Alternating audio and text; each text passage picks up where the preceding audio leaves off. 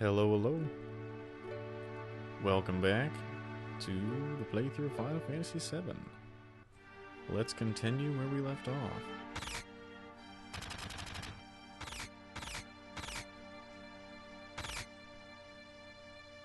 Welcome to the Sector 8 slums.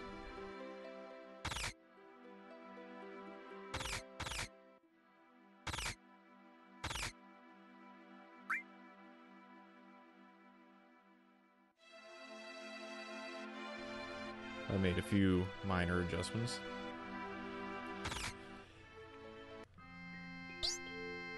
Just to smooth things along.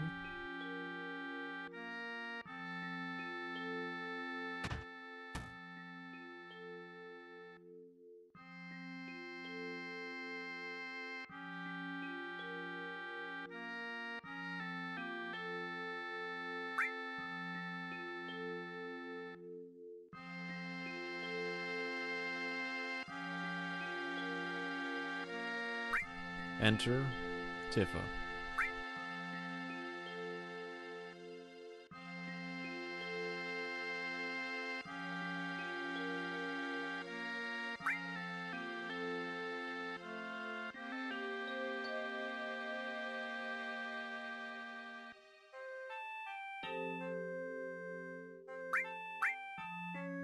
Yeah, I don't want to hear what you have to say. Get out of my face.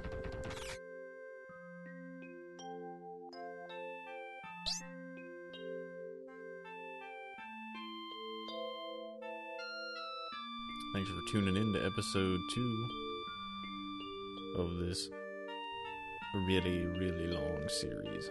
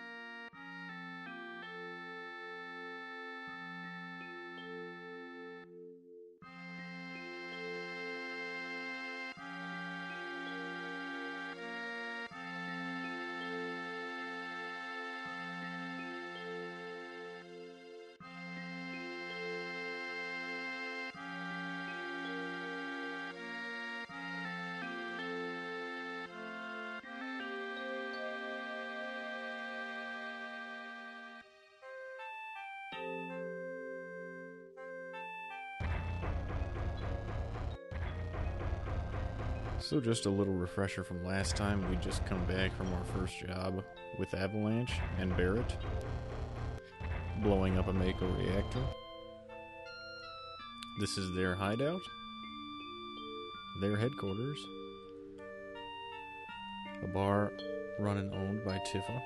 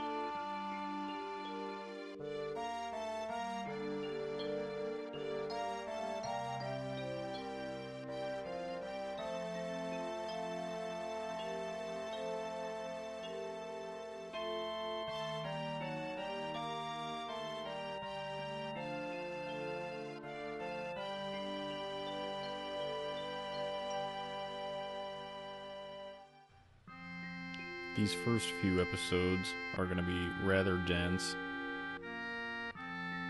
There won't be a whole lot of editing, due to the fact that the beginning of this game is pretty packed with story, which is what we're getting into right now.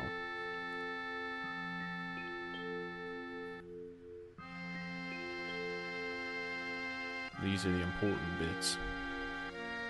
Later on, as we progress, though, parts like these will be few and far between. There'll be a lot of roaming the overworld, exploring new areas.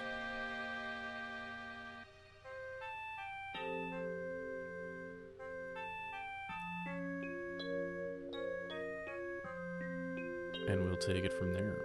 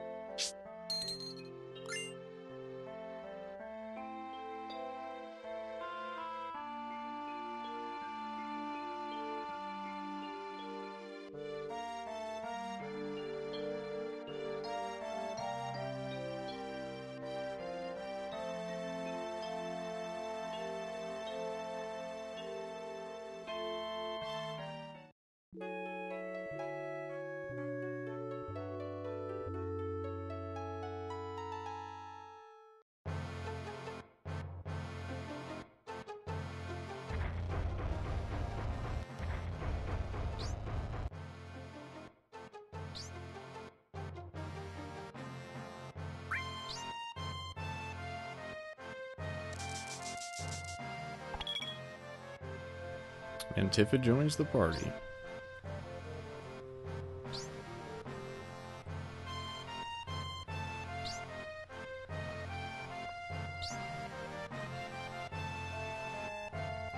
We will skip over the materia tutorial.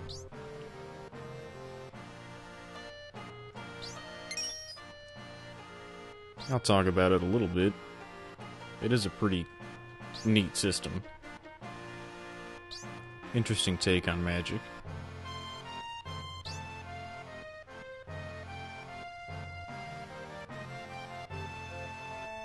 Easy to use, pretty straightforward. I'm a huge fan of it. And so we proceed. Before we go, I will arrange some materia. Equip the characters with a few. This is the system we have. These little slots. And some equipped materia already. There was a store on the previous screen that I stopped at. Ran a few errands before we parted for our journey. And picked up a few key materia. Good to have before we depart. Because Barrett and Tifa start with none. So basically what we have are these empty slots.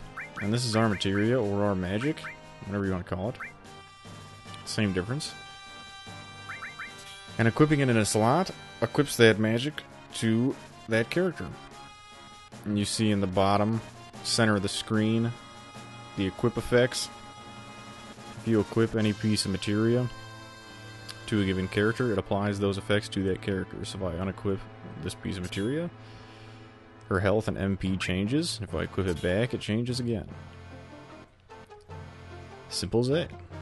So now Tifa can restore or cure, as it's called in battle. Now I also have this all materia, and when you equip a piece of all materia next to a joined piece of materia, like this fire is in this slot, it applies the all effect to that materia. So now in battle, this fire materia will not only affect one enemy, it will affect all on screen. But since this all materia is only level 1, only has 1 star, I will only be able to do that 1 time. After that, fire will go back to single use. As all levels up and gains stars, I will be able to use it more times. Once any materia hits its maximum number of stars, it reproduces and makes a brand new piece of materia at level 1. So you can continue to manufacture your own magic, multiply it, and give it to all your characters. It's pretty awesome in that regard. Let's see if I got it all. Restore, I'll give Barrett, I think. No, I'll give it to Cloud. How about that? Lightning Ice and Restore.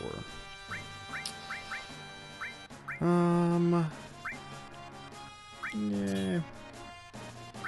I'll give Barrett Ice. How about that? Alright. I think that's pretty good. Let's go ahead and head out on the train to our next mission.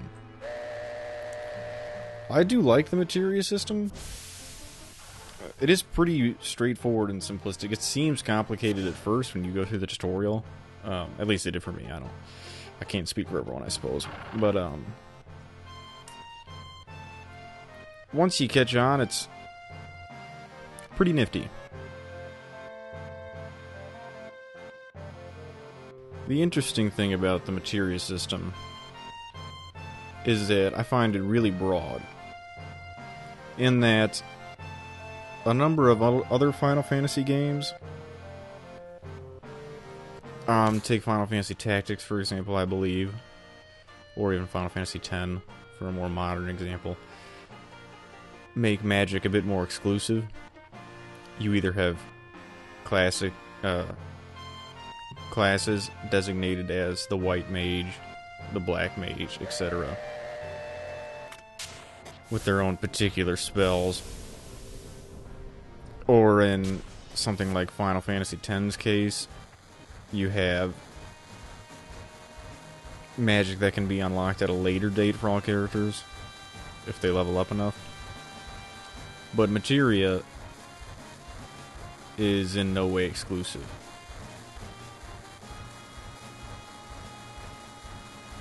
If you want someone to have a given spell, you simply equip it and they have it.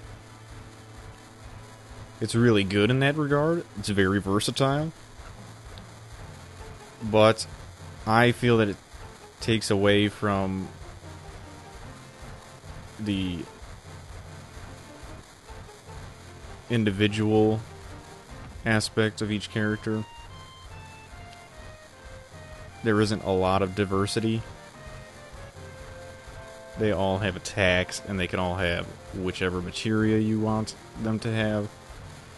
And then at that point, their really only defining feature is their limit break. But that's a very nitpicky observation. I don't hold it against materia. I still really enjoy it as a system. And what I really enjoy about it the most is the leveling up aspect of materia. In every battle, whenever you win, you receive XP for all the characters as they level up, and you receive AP for the materia. You receive significantly less AP, as materia requires less AP to advance.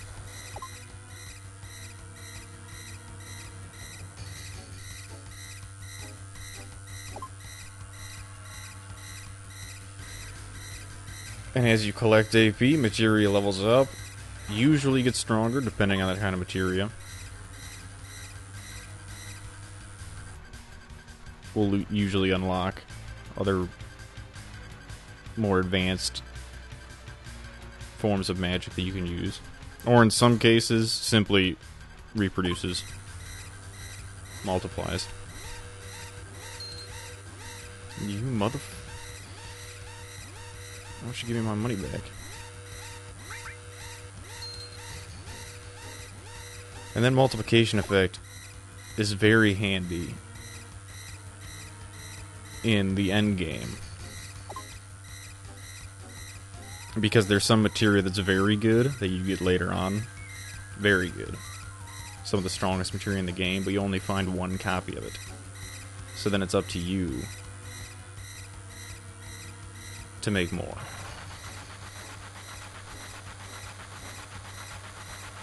To continue having it equipped.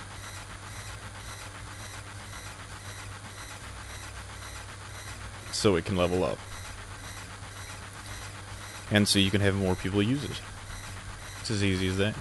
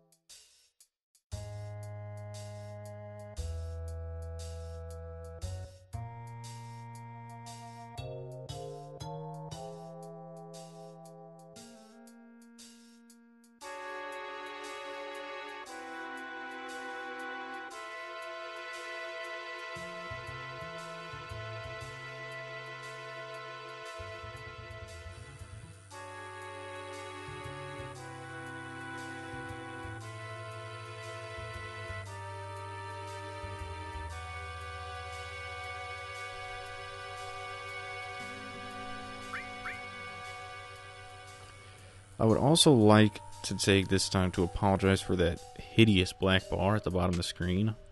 It only shows up sometimes. I looked at any possible ways to get rid of it, but to no avail. I believe it's because this is a port to the PC.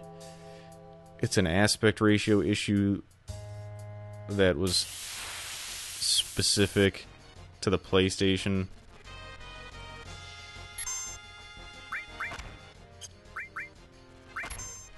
And there really isn't a way to fix it. So here's an example of that all material. See the little red arrow next to fire? And the all down in the bottom right hand corner. Tells me that I have the possibility to use it on all enemies, and I did. Didn't kill any of them, but, you know.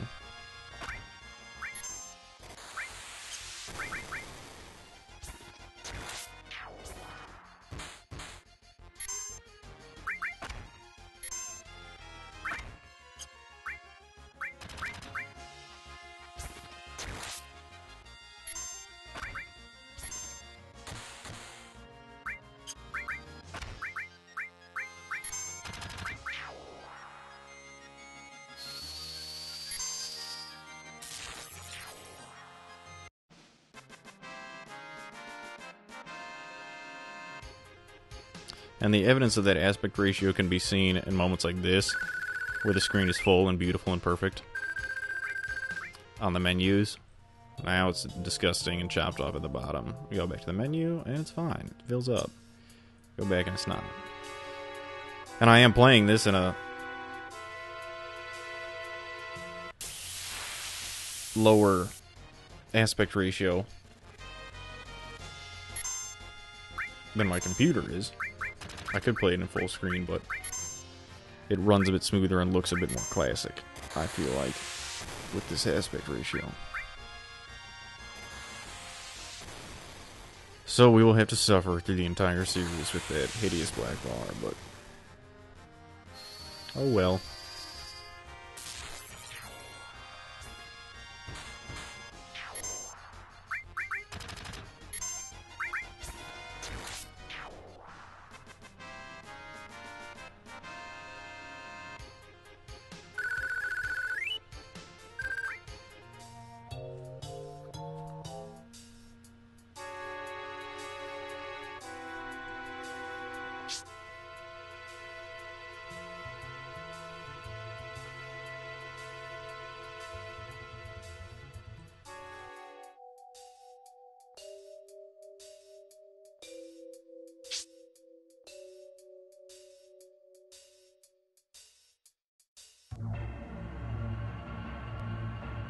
And here we are, familiar setting. Our next target, the new Mako reactor. Looks strangely similar to the other one, though. Maybe a slight blue hue added. But you get the idea. You gotta cut costs and whatnot.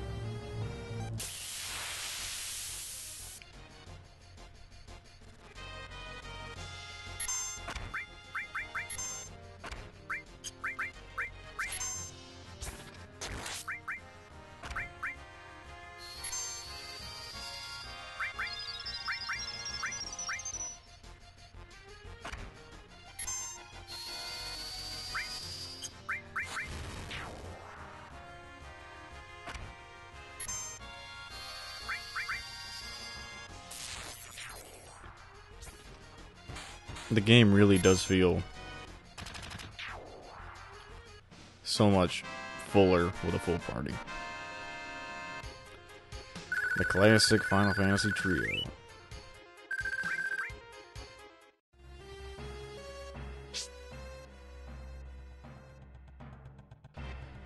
I think that'll about do it for this episode. Tune in next time to find out what happens when we try and destroy this reactor. Thanks again for tuning in. Catch you later.